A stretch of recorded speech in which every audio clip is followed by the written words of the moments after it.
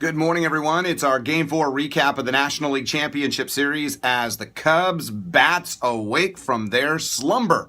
Anthony Rizzo and Addison Russell, who were a combined 3 for the planet, 3 for the world. They had 3 hits in 7 postseason games, but they busted out in a big way. They combined for 6 hits. Rizzo, 3 hits, including a home run and a 2-run single, and Addison Russell, a home run and 3 hits as well. It was bound to happen. The Dodgers were just hoping that they wouldn't get hot until spring training of 2017, but it happened last night in Game 4, and now the Dodgers certainly have their hands full against a Cubs team that has to be feeling pretty darn confident. After being shut out in back-to-back games, they looked more like the team that won 103 games over the regular season, and now they have their ace on the mound tonight in Game 5, Jon Lester. It was a dominant performance by Chicago, and it was a very sloppy game by the Dodgers. 20-year-old rookie Julio Urias, even though he got through the first 3 innings unscathed, he was a little bit shaky, and his location was not what it needs to be. And then he made several location mistakes in inning number 4.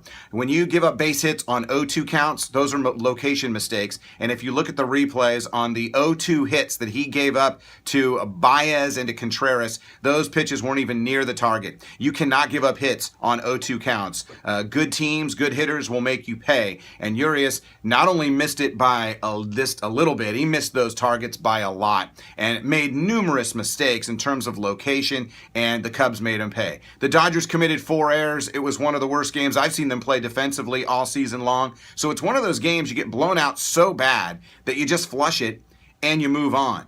The dangerous part for the Dodgers right now is Chicago finally found their stride. You saw them at the tail end of Game 2 against Kershaw and Jansen, and you saw them in Game 3, and they looked incredibly tight. We were talking about it before that the Dodgers were free and easy, the Cubs were tight, and if it stays that way, this series could be a short one, and the Dodgers could win it. Well, the Cubs are back. Their offense is certainly back now, and they are feeling really good at the plate. The pitching matchup tonight does not make me optimistic for the Los Angeles Dodgers. Kenta Maeda for Los Angeles, Jon Lester for the Chicago Cubs. When you look at Jon Lester, one of the best left-handed pitchers in the game, 19-game winner, a 2.44 earned run average. He held the Dodgers to 1 run in 6 innings and didn't even pitch that well in Game 1. But the Dodgers, on the other hand, they got to go with Kenta Maeda. This is a guy who's given up 7 earned runs in 7 innings in the postseason. The Dodgers had quite a decision to make. Do you bring back Clayton Kershaw on 3 days rest, save Maeda for some reason, bring Rich Hill back on 3 days rest, and hope you can win it with 2 guys on 3 days rest? The Dodgers, I think, are making the perfect decision. They go with Maeda where he's comfortable, at home, where he's pitched significantly better. You roll the dice and see what he can do in a game on paper that you really shouldn't win.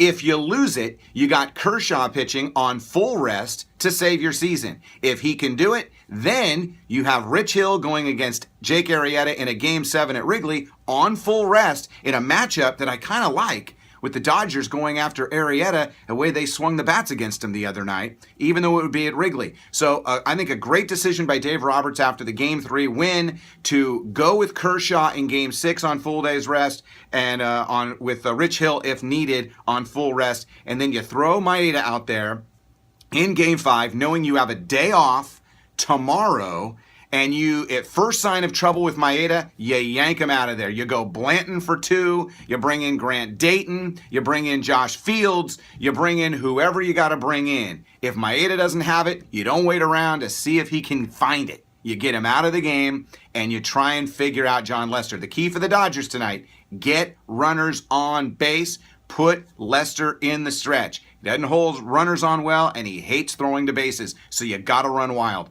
You got to be aggressive. Remember the axiom: if you aren't applying pressure, you're feeling pressure. In Games 2 and 3, the Dodgers applied. In Game 4, it was the Cubs who applied. It's a 3-game series now, Game 5 tonight.